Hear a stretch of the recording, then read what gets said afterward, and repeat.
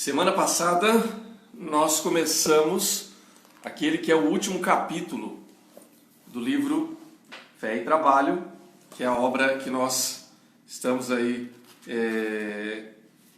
tratando nesta série, né? Nós temos falado já há algumas semanas sobre como conciliar, como ajustar, como vivenciar a fé e o trabalho, ou seja, como é que eu posso trabalhar e ao mesmo tempo manter a minha fé em Cristo, a minha fé em Deus centrada.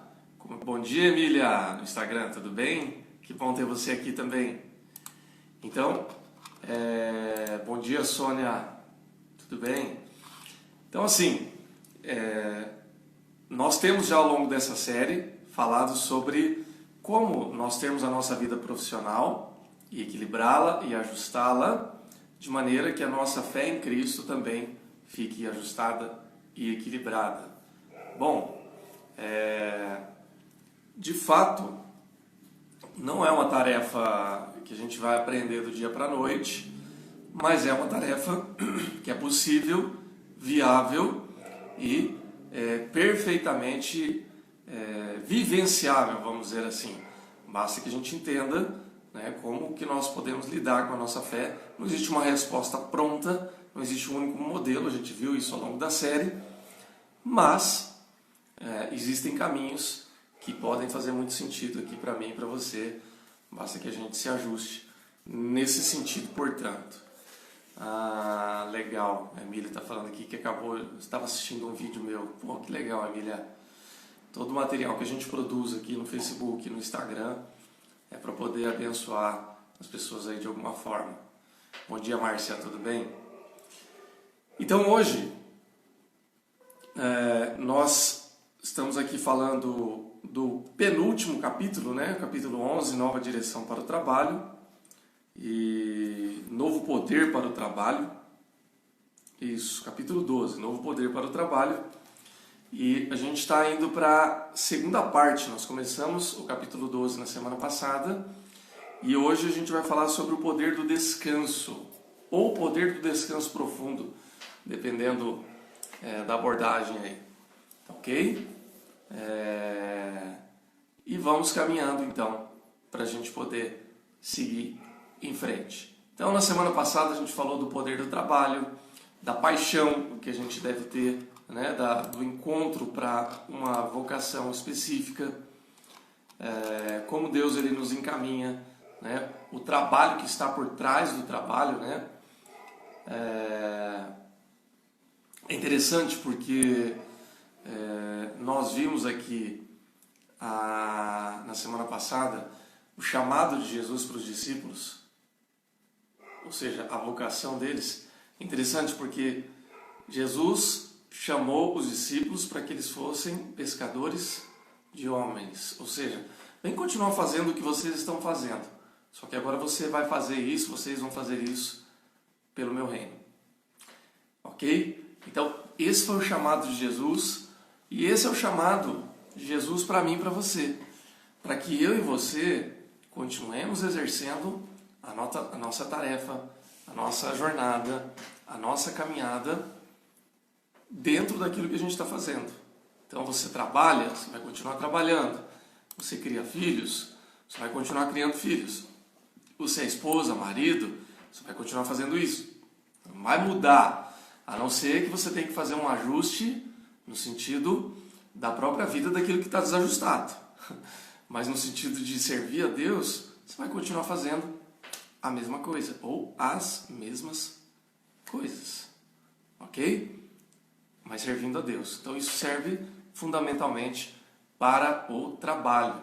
Então a gente trabalha e no nosso trabalho, seja ele qual for, ou seja qual for a linha daquilo que a gente está desenvolvendo, a gente está fazendo isso servindo a Deus. Quando a gente faz isso, a gente então começa a encontrar paixão no trabalho, porque aquilo que a gente está desenvolvendo tem um propósito maior, tem um sentido maior do que apenas trabalhar para ganhar o seu salário, para ganhar o seu dinheiro, para ganhar o seu sustento, que também é legítimo, né? A gente também trabalha para ganhar dinheiro, a gente também trabalha para sustentar a família, a gente também trabalha para um plano de carreira, a gente também trabalha para ter um sentido para a vida, um propósito para a vida. Então, lembre-se sempre que quando a gente fala em encontrar um propósito de serviço a Deus no trabalho, nós não estamos desmerecendo ou estamos aqui abrindo mão da importância ou do sentido do trabalho como o sustento. A gente continua precisando e realizando ele, assim, nesse sentido. Tá bom, gente? Bom, então, pegamos essa parte, isso é só uma revisão do que nós falamos na semana passada. Hoje a gente fala com mais profundidade a respeito do poder do descanso no trabalho. E aí, então, eu quero convidar você para ler ou para acompanhar comigo a leitura de 2 textos bíblicos do Antigo Testamento. Um é o texto de Êxodo, capítulo 20. Nós vamos lá, esse texto. Você deve conhecer e já deve imaginar de qual texto nós estamos tratando. Êxodo 20, do 8 ao 11. Bom dia, Darcy, no Facebook, tudo bem?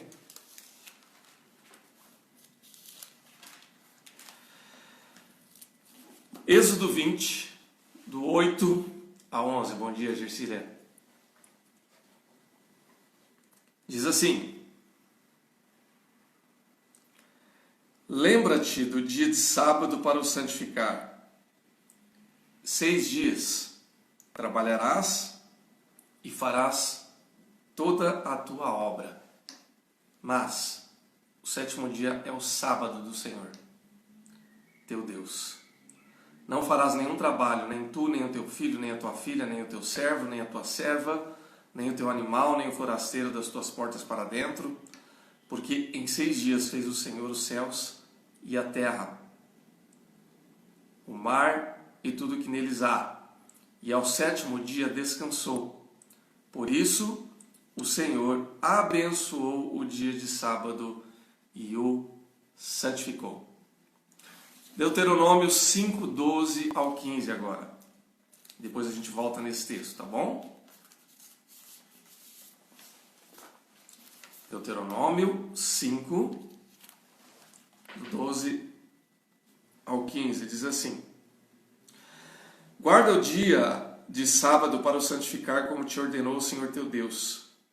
6 dias trabalharás e farás toda a tua obra, mas o 7º dia é o sábado do Senhor teu Deus.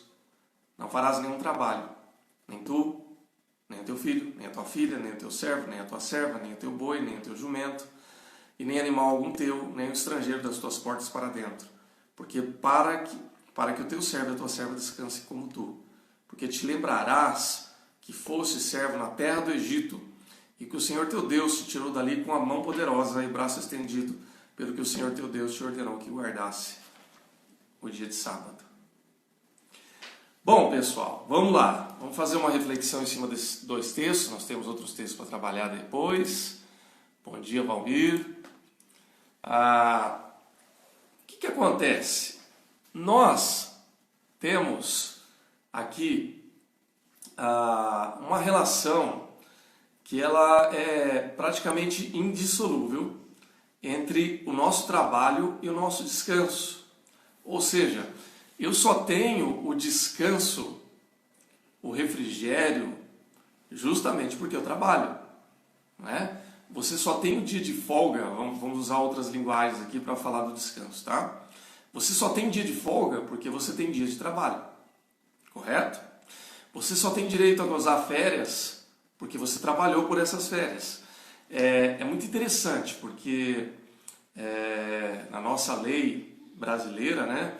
Todo trabalhador ele tem direito a 30 dias de férias remuneradas, né? Ok, existe todo um cálculo aí para se fazer essas férias, né? Então no Brasil, vulgarmente falando, você tem, depois de 12 meses trabalhados, você tem direito a 30 dias de descanso a partir de 12 meses, né? Pode ser imediatamente após os 12, ou pode ser a combinar.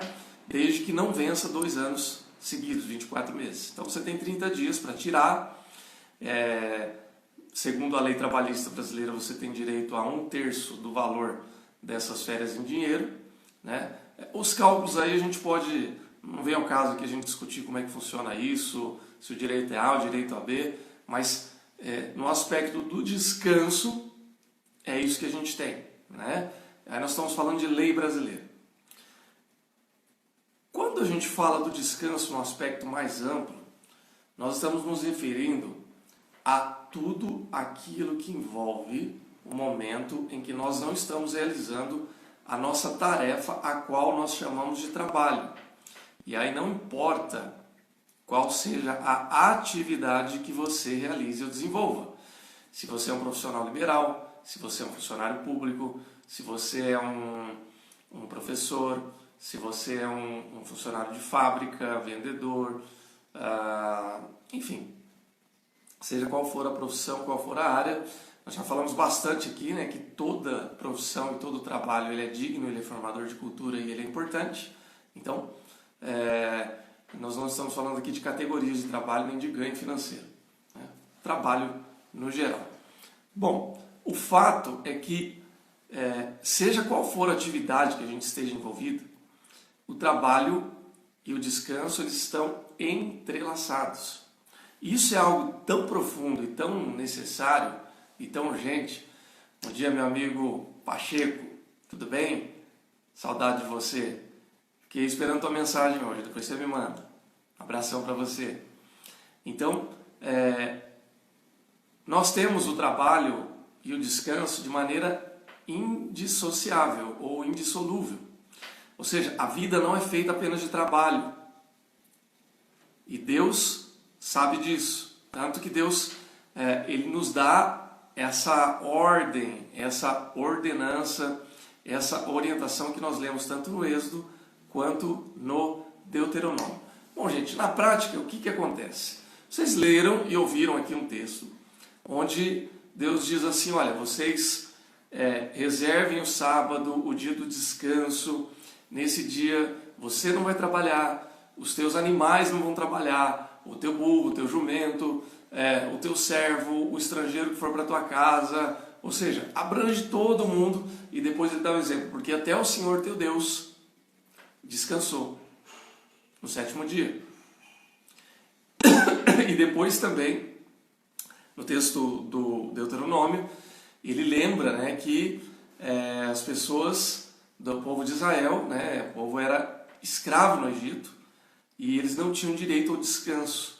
E em Cristo, eles foram, ou melhor, desculpa, não quero ser anacrônico aqui, né, embora Cristo ele faça parte da Trindade, então não há problema, mas Deus ele resgata o povo da escravidão para que eles possam também ter direito ao seu descanso, ao seu refrigério, etc, etc.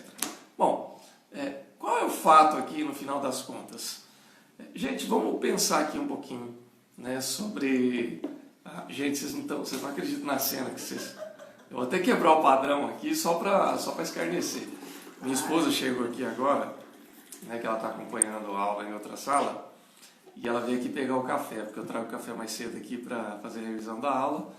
E enquanto eu estou dando aula aqui, ela começou a fazer micagem na minha frente, gente. Aqui, ó. Bom dia! E aí eu falei, não vou perder, né? Já que ela fez micagem aqui, deixa eu entregar ela aqui. Beijo, meu amor. Então, o que acontece, gente? Deus, ele diz, eu descansei e vocês têm que descansar. Gente, Deus é o Criador do universo, correto? Deus é onipotente, onipresente, onisciente. Ele sabe de todas as coisas, ele vê todas as coisas, ele pode todas as coisas. Vocês acham mesmo que Deus, na sua eternidade e onipotência, ele precisa descansar? Vamos lá. Falando Deus como essência criadora de todas as coisas. E veja, eu não estou negando que Deus não tenha reservado tempo para descanso, tá? Como Deus fez esse descanso é uma outra questão. Mas o que nós estamos... Qual é o ponto aqui? que é importante a gente entender. O ponto é que Deus faz isso e se apresenta dessa maneira para dizer assim, olha, o que eu fiz é o que eu quero que vocês façam. Da maneira como eu me portei é a maneira como eu quero que vocês se portem. Aquilo que eu reservei como importante para mim é o que eu estou reservando como importante para vocês. E isso leva até um ponto, a gente vai voltar para a questão do trabalho aqui. Bom dia, Wanda. Para dizer que Deus ele leva isso até a última instância. Então, o descanso ele não é apenas bíblico, como ele é necessário para a vida. E é curioso, porque ele diz assim, olha, nem você, nem a tua família, nem o teu animal, nem o teu jumento, nem o teu burro, nem o teu vizinho, nem o teu servo, nem o trabalhador, ou melhor, o estrangeiro que estiver na sua casa. É uma ordem para que a pessoa não se preocupe, não ocupe a sua mente com o trabalho. Então, assim, veja que a Bíblia ela traz muitos exemplos do mundo rural, porque nós vivemos no mundo rural até o século XVIII, gente, mundialmente falando. No Brasil, até a metade do século XX. Então, o Brasil ele começou sua revolução industrial, vamos dizer assim, a partir dos anos 50 do século XX. Então nós estamos vivendo aí há 70 anos de Brasil urbano. O Brasil era rural até 70 anos atrás. Boa parte da população brasileira vivia na zona rural. Então, esses exemplos até recentemente eles eram bem claros para a gente. Hoje a gente vive no mundo urbano, nas cidades, etc, etc, né? Porém, por que eu estou falando isso? Porque quando Deus falava assim, ó, cuida dos seus animais, o seu animal não vai trabalhar, tal, porque assim, alguém tinha que cuidar. Então, não adiantava nada eu tirar o meu descanso, falar, bom, eu vou descansar, mas o meu animal vai trabalhar. O animal não vai trabalhar sozinho. Eu vou ter que botar alguém para cuidar dele. Ou vai ser eu, ou vai ser o meu pai, ou vai ser o meu filho mais velho, ou vai ser o meu empregado, meu servo, meu escravo, meu, entre aspas, né, naquela época falando, ou eu vou aproveitar o estrangeiro. Por que essa lei para o estrangeiro? Porque o judeu poderia guardar o sábado, mas o estrangeiro que talvez não vivesse debaixo da lei dos judeus, ele poderia pensar assim, bom, esse aqui não guarda o sábado mesmo, então ele pode trabalhar no meu lugar. Faz sentido isso, gente? Então, você vê que jeitinho brasileiro já existia muito antes, né? Então, a ordem é para que não houvesse realmente a preocupação com o trabalho, com o propósito de haver o direcionamento para o descanso. E por que era tão importante pensar no descanso? Porque o descanso do trabalho, ele não é só para a gente recarregar as baterias, também. Que se você trabalhar direto, você vai morrer. Se você não dormir à noite, se você não parar, se você não tirar um dia para descansar, para ter lazer, para relaxar, se você não reorganizar a sua vida, você adoece. E se você adoecer, você não vai trabalhar. Se você não trabalhar, você não vai comer. Então é melhor cuidar e ter uma vida mais longeva para você trabalhar bem por mais anos, do que você se arrebentar e não dar conta de tudo que você está fazendo. Então há um aspecto da saúde, mas há um aspecto também da confiança em Deus. Por quê? Porque se eu acredito apenas no meu trabalho e eu não reorganizo a minha agenda, o meu tempo de descanso, e não deposito a minha confiança em Deus, sabendo que é Ele que vai cuidar de todas as coisas, eu não estou vivendo debaixo da soberania de Deus.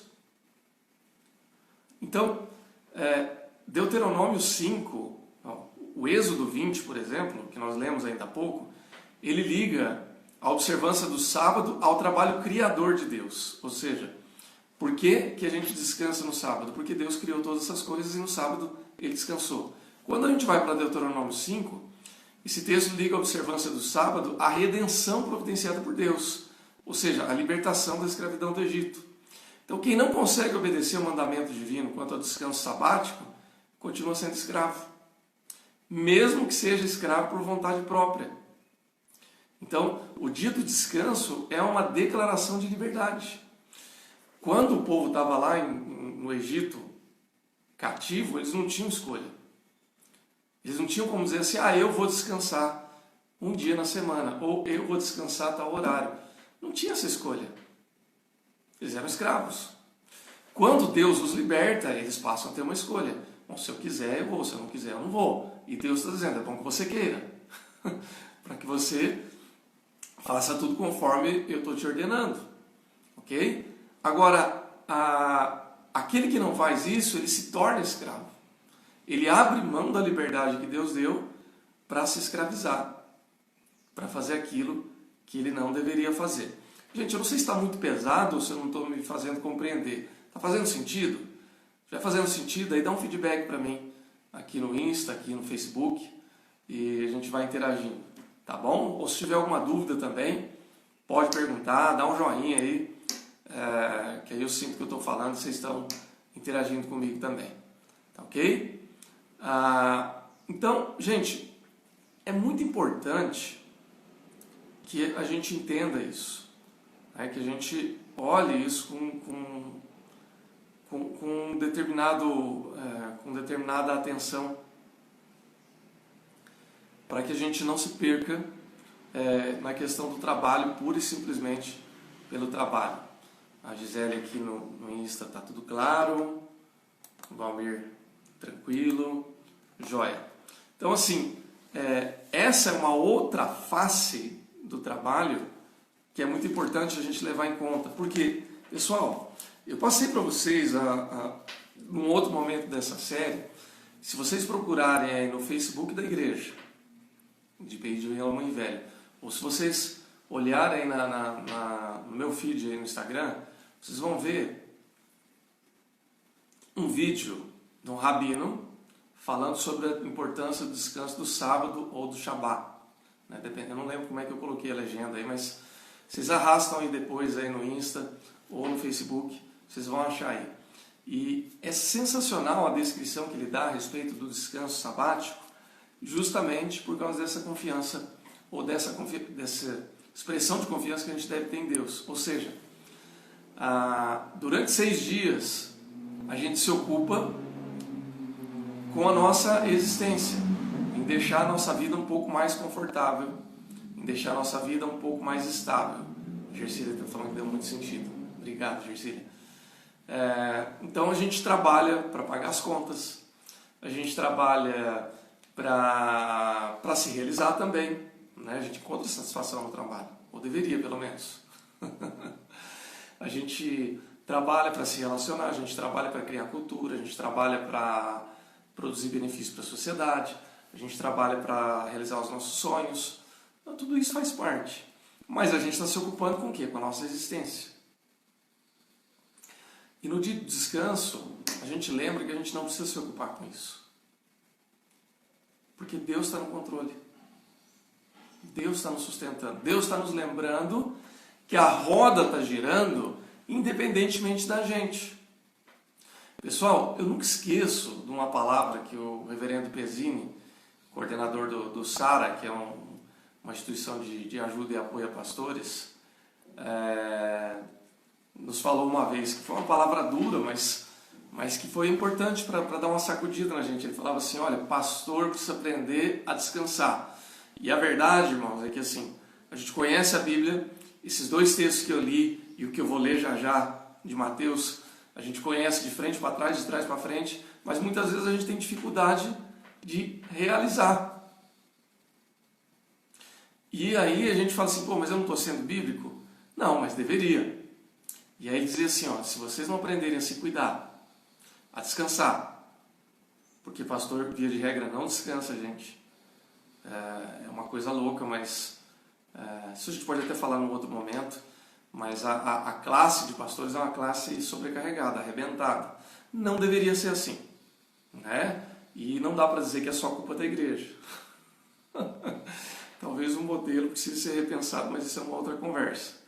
Mas os pastores também precisam, cada um olhar para si, né, e ter o seu cuidado.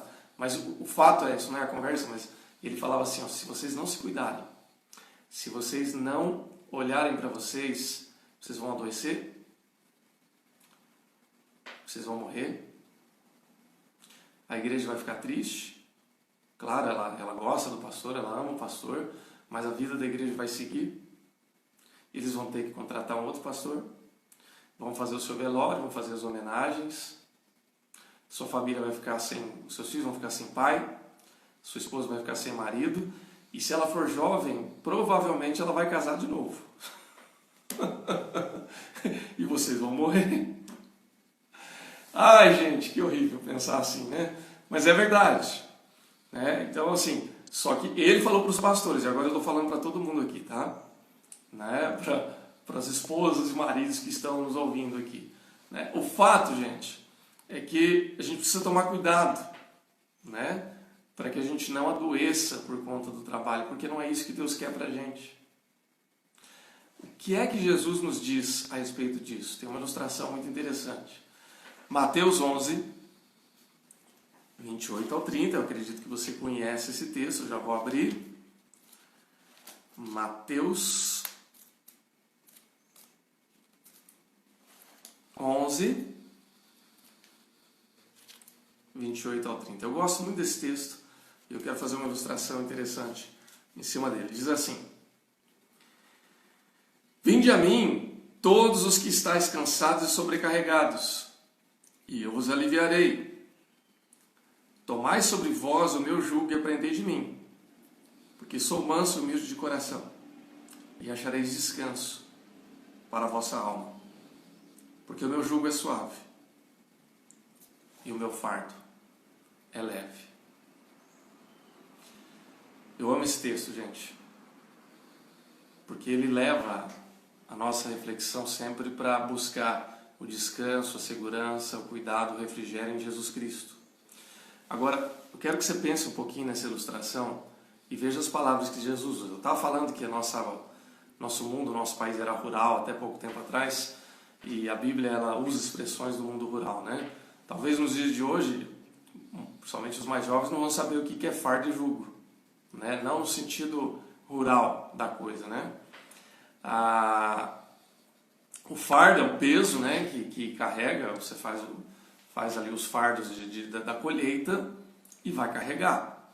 E o jugo é aquela peça de madeira, né, que é usada para colocar no lombo do animal, para que o animal possa ser conduzido ali, puxar e arar a terra. Depois você pesquisa no Google, você vai ver o que é, se você não sabe. Mas é pesado, é cansativo, machuca, né? Não é para qualquer um.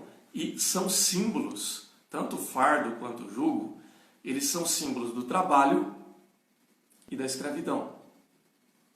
O que Jesus está dizendo aqui, gente, com relação ao descanso e como é que isso nos chama atenção? Veja, Jesus, ele chama eu e você, que podemos estar cansados e sobrecarregados, e ele oferece para nós símbolos de trabalho e símbolos de escravidão. Bom dia, Renato, tudo bem? Meu amigo Renato está lá no Japão. Boa noite para você, né, Renato? Deus abençoe, meu querido. Então ele está oferecendo para nós símbolos de trabalho e escravidão, só que ele está trazendo para ele. O que é que Jesus está dizendo então? Ele está falando assim, ó, pega o teu fardo, pega o teu jugo, ou seja, pega o peso que você está sentindo, do teu fardo e do teu jugo, dos símbolos do teu trabalho, da tua carga, e dá aqui para mim, que eu vou assumir isso para mim. E uma vez que eu assumo para mim, ele agora passa a ser suave e manso. Por quê? Porque Jesus, ele não é um chefe que nos oprime, ele não é um patrão que nos esmaga, ele não é um supervisor que pisa em cima da gente. Ele é a pessoa que não precisa da melhor atuação para nos aceitar e nos orgulhar, se orgulhar de nós. Faz sentido? Pessoal, eu tenho trabalhado e lidado com uma outra área de atuação, na área terapêutica, tenho feito alguns treinamentos de desenvolvimento pessoal. São áreas que eu estou investindo para médio e longo prazo, tá, irmãos? em outras atividades profissionais. E eu vejo assim que cada vez mais que a gente vai entendendo o ser humano, a gente vai percebendo que as pessoas elas são motivadas por recompensa, por meta, por reconhecimento. O ser humano é assim, tá? Então, assim, não estou fazendo uma crítica, estou fazendo uma constatação que as pessoas funcionam muito. O exemplo mais básico que a gente pode ver disso, embora isso já esteja mais do que mastigado, banalizado, é quando você vai numa loja de fast food e você vê lá um quadrinho com a foto do empregado do mês, do funcionário do mês. Não é assim? Quase toda loja de fast food tem isso, né? Funcionário do mês, empregado do mês, está lá a foto. É uma maneira de motivar a pessoa a desempenhar bem a sua função. E eu não estou fazendo uma crítica a esse método ou qualquer outro método, né? Uma das coisas mais gostosas que tem é você ganhar prêmio por fazer aquilo que você já deveria fazer. Ou seja, eu sou premiado por fazer aquilo que era minha tarefa, minha obrigação. Cara, é uma delícia. Então, semana passada eu comentei do prêmio de produtividade que a gente ganhava lá na Stanner, né? O chequinho extra que a gente recebia, que era uma delícia. Tem empresa que oferece viagem para o seu funcionário destaque, dinheiro. Bom, o melhor prêmio de trabalho é dinheiro, né? Porque com dinheiro você faz aquilo que você quiser. Se quiser viajar, você viaja. Se quiser trocar de carro, você troca. Se você quiser pagar adiantado lá a mensalidade da escola dos seus filhos, você paga. Mas é fato que se a gente receber só dinheiro, a gente acaba investindo muitas vezes naquilo que a gente não precisa ou naquilo que não ia dar descanso para a gente.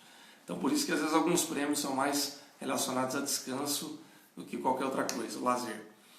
Então, agora, vocês já pensaram se Jesus fosse avaliar a gente dessa maneira?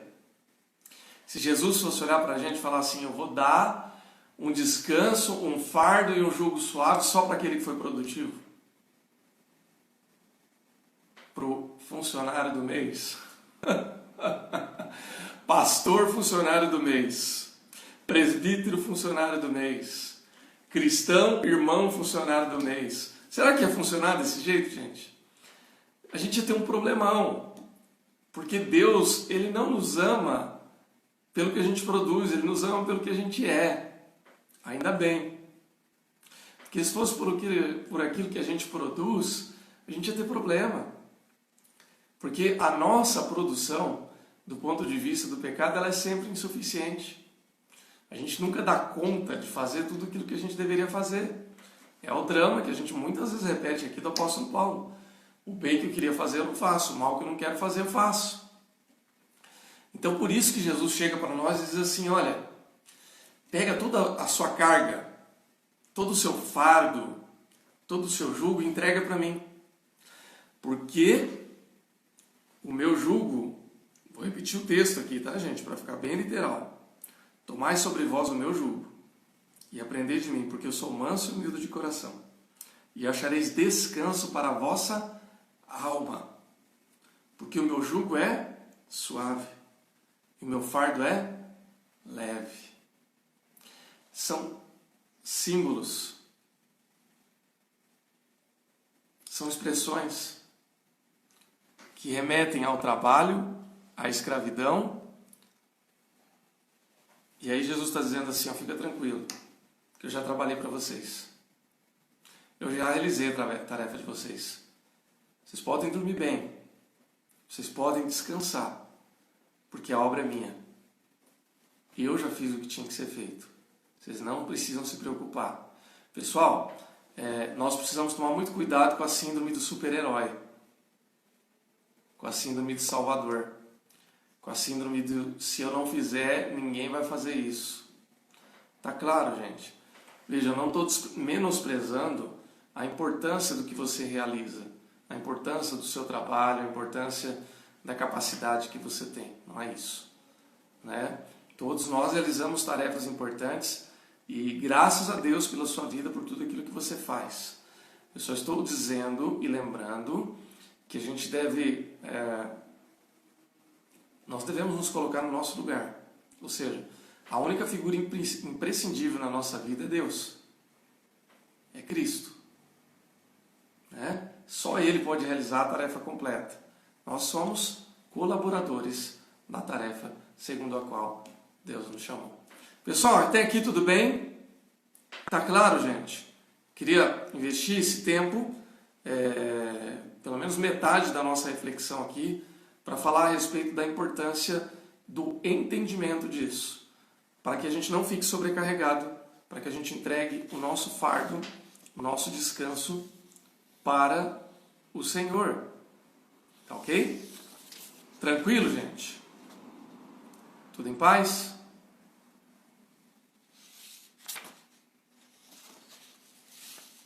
Ok? Deixa eu tomar um gole d'água enquanto isso.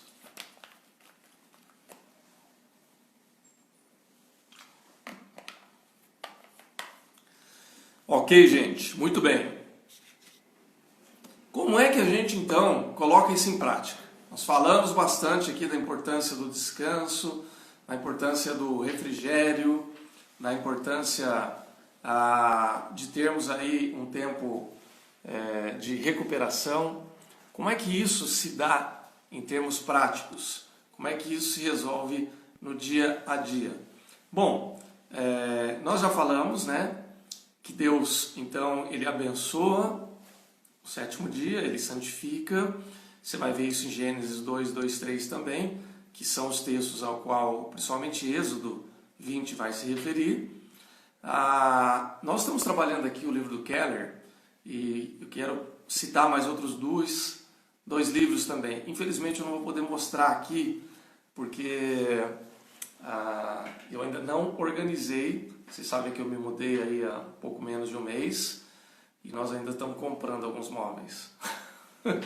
Então tem muito livro meu que está encaixotado ainda.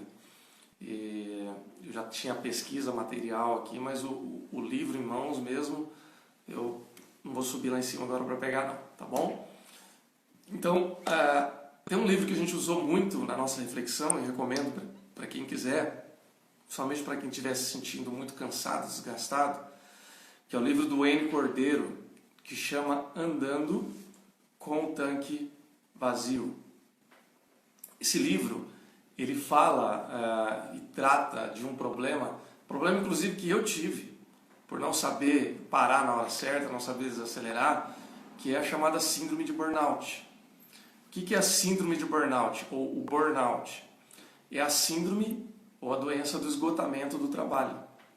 Então você trabalha tanto, você não recupera energia, você não respira, você não dá tempo para o seu corpo parar, e mesmo quando você para, você continua ligado no trabalho, continua o tempo todo ali preocupado, ou seja, você não desliga, você não dá tempo para o seu organismo se reorganizar, e aí você acaba queimando. Você queima toda a sua energia e você adoece. Então, o Wayne Cordeiro, ele fala dessa síndrome na perspectiva cristã, porque ele é um pastor que sofreu desse mal, adoeceu e teve que depois criar uma nova maneira de viver, uma nova rotina e tal, e hoje ele fala muito a respeito desse tema. Então, quando ele fala do descanso, tem uma expressão que ele usa que é muito interessante, que ele diz assim que o descanso ele serve inclusive para recuperar a nossa fome. Deixa eu fazer uma pergunta aqui, é uma pergunta retórica, mas se você quiser comentar, eu acho que vai ser enriquecedor.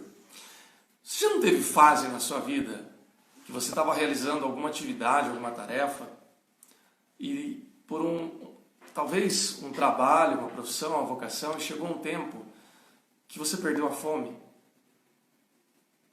perdeu a graça, perdeu o sentido aquilo que você estava fazendo? Você já passou por isso?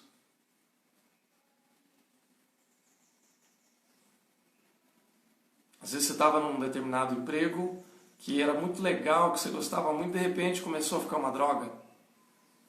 Ou você estava envolvido num projeto e chegou uma época que você falou assim, eu não aguento mais fazer isso aqui. E você fica triste porque houve uma certa época que aquilo era algo que brilhava os teus olhos e te enchia de paixão. Pois então, o Pacheco está dizendo que sim, Renato falou eu já, Expedito falando, bom dia, estou a desistir. Não desiste não, minha irmã.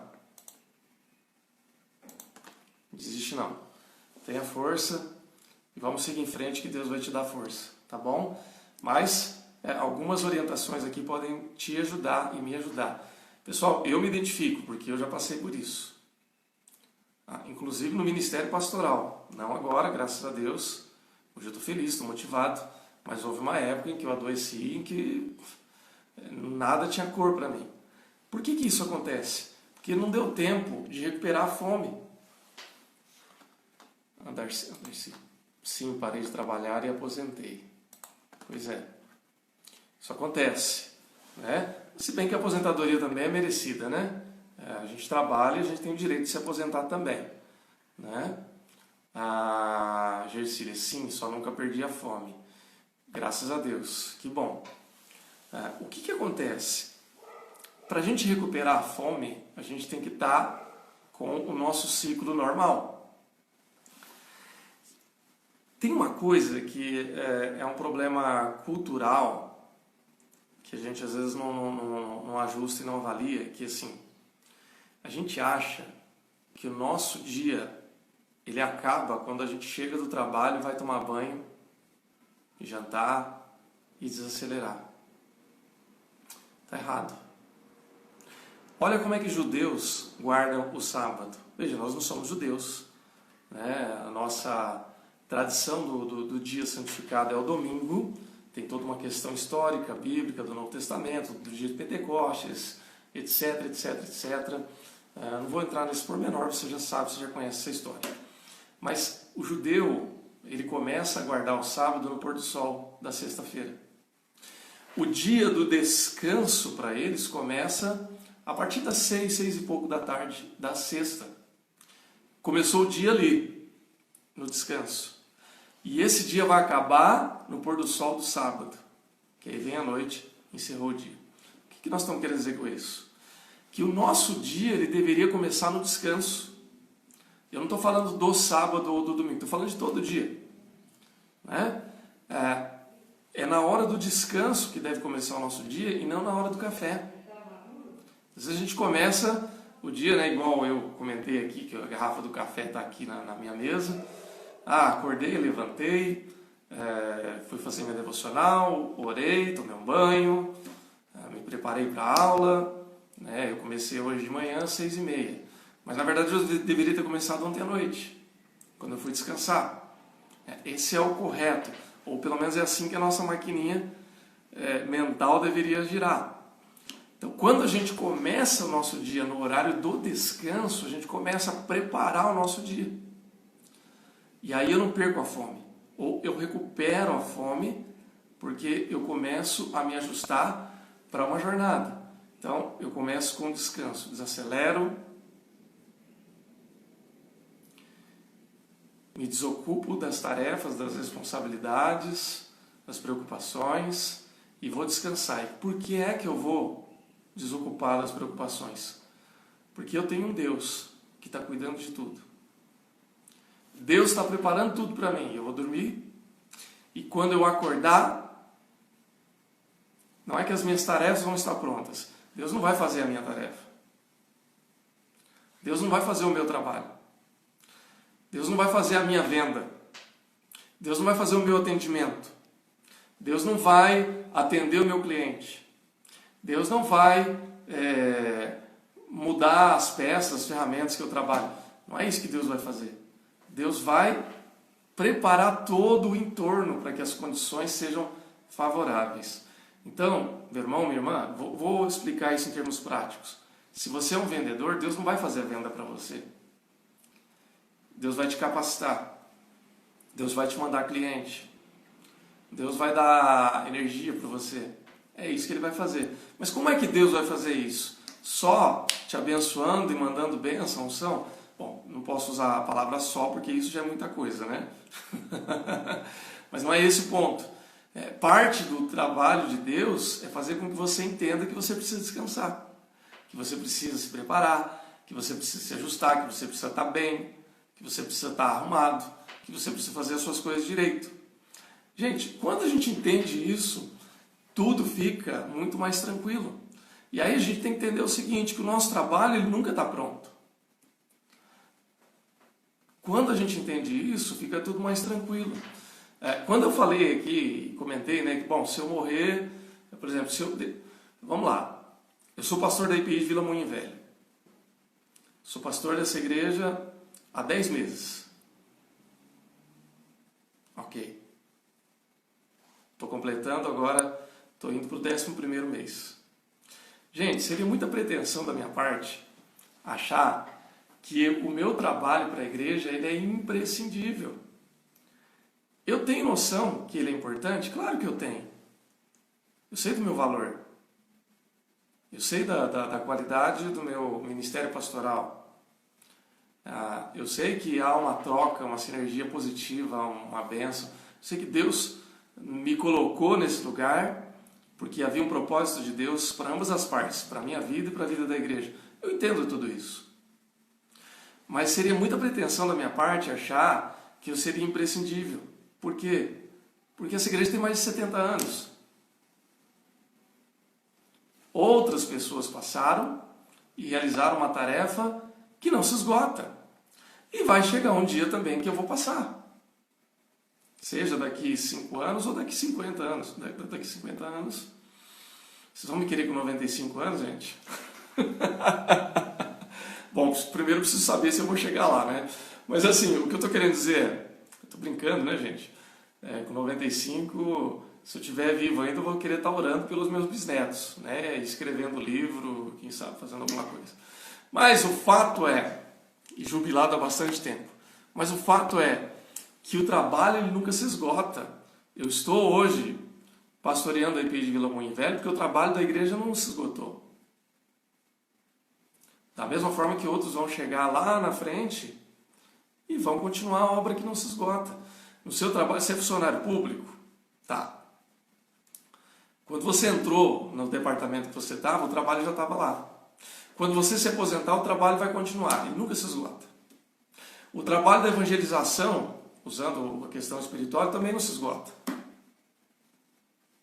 Pessoas pregaram o evangelho para a gente. Nós estamos pregando o evangelho para outros. E esse trabalho ele só vai se esgotar na segunda volta de Cristo, que ainda não aconteceu. Então, o trabalho não se esgota.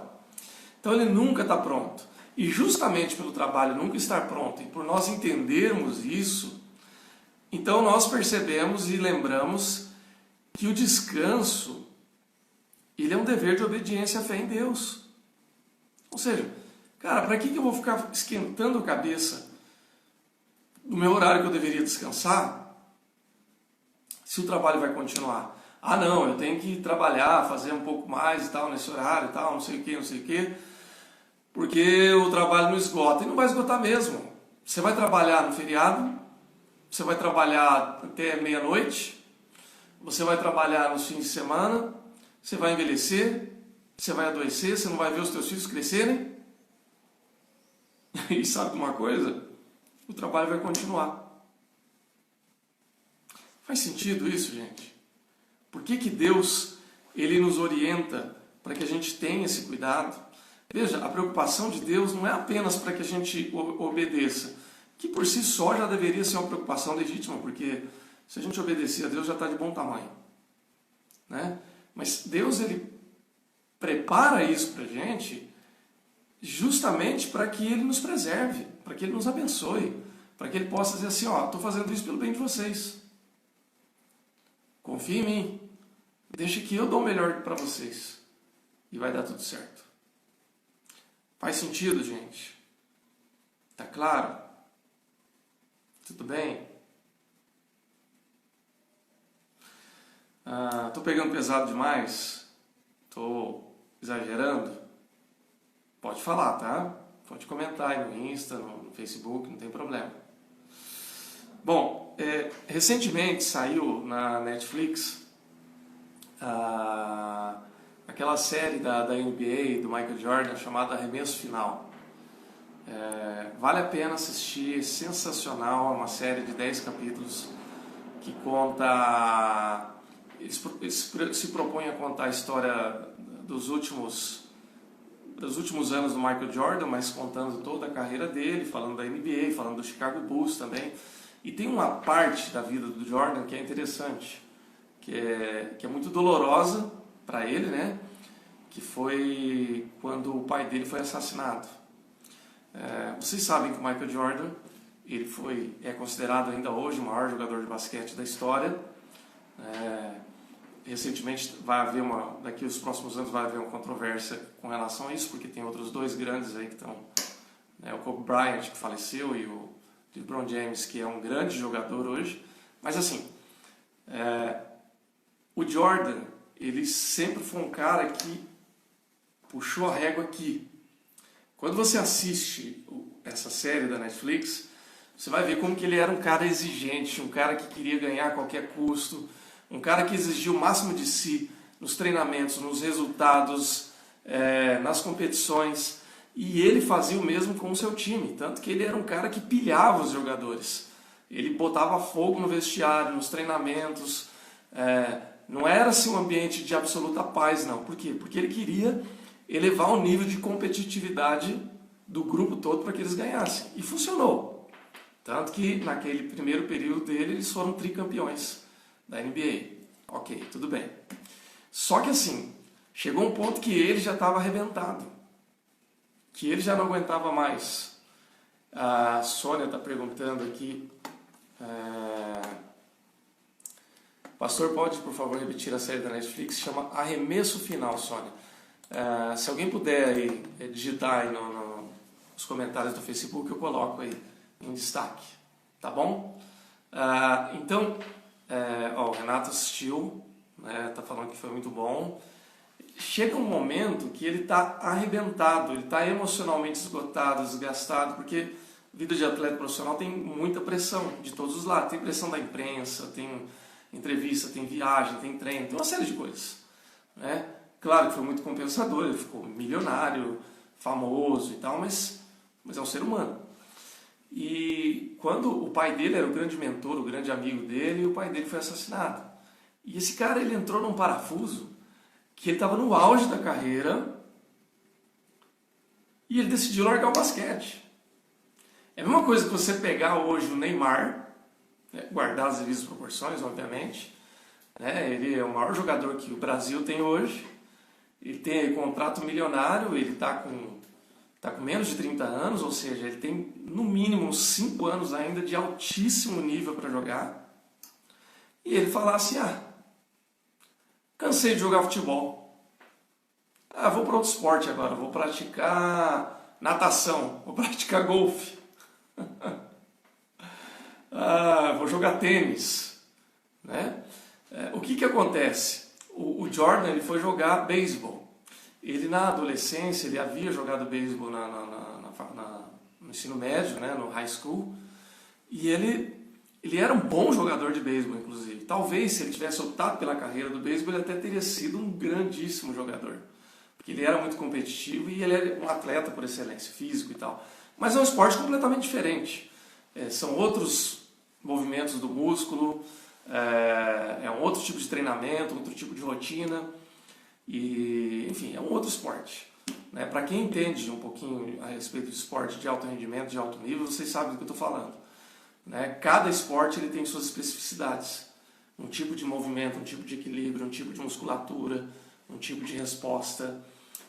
Esporte de alto nível, pessoal, não é saúde, tá? É lesão. Enfim. Mas ele foi por quê? Porque ele estava arrebentado. Ele estava vivendo o burnout dele.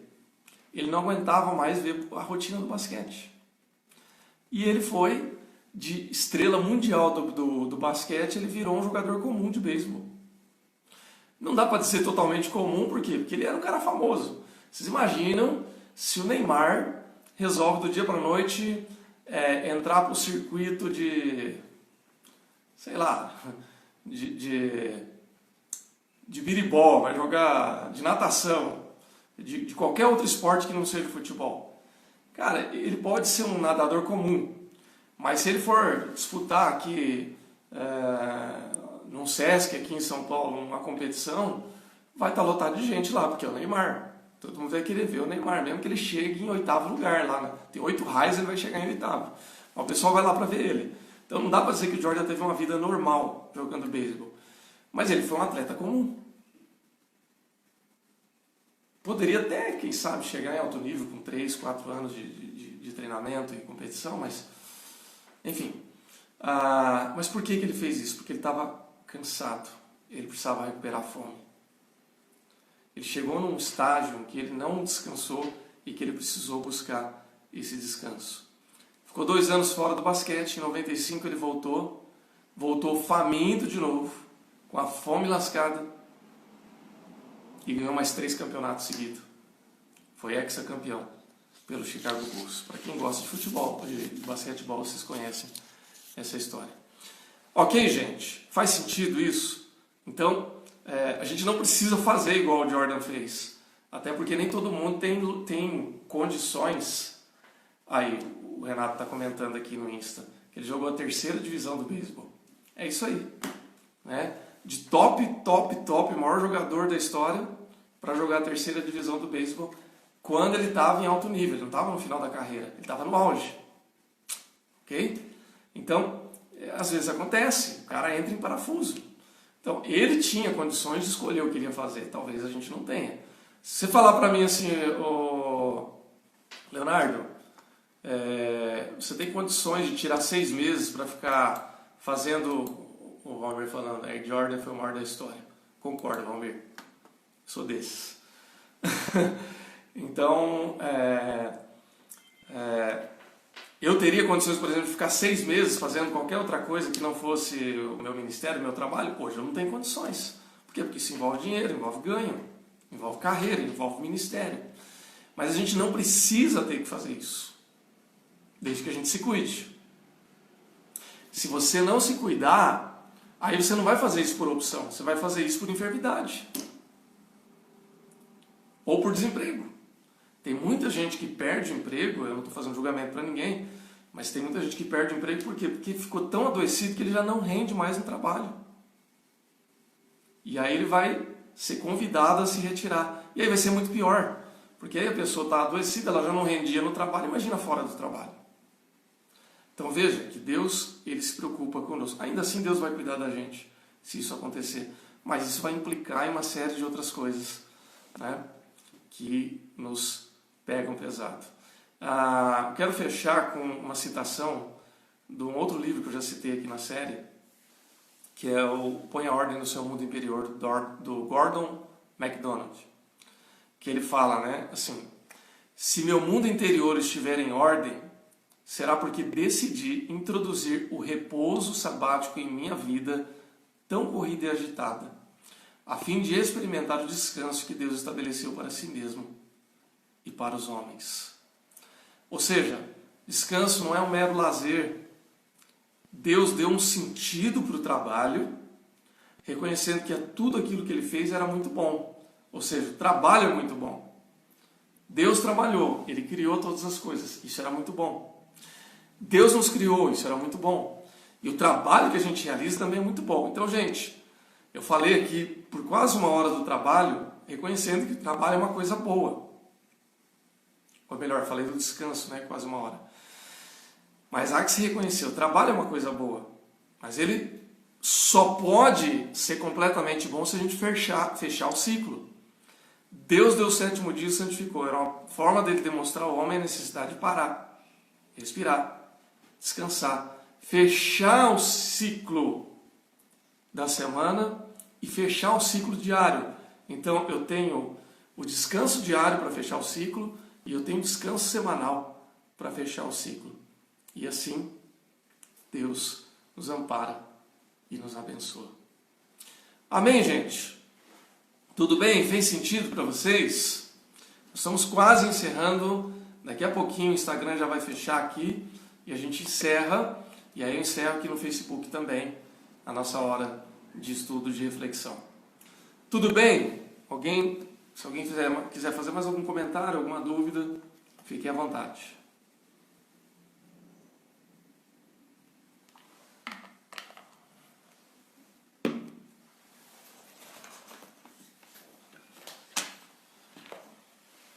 Ok? Amém, meu amigo Pacheco. Que bom. Legal, gente. Pessoal, então, semana que vem nós estamos indo para o epílogo agora. Josi, tudo bem? Que bom que você está aqui também acompanhando. Deus te abençoe. Muito feliz de te ver aqui. Então, gente, semana que vem a gente parte para o epílogo dessa obra.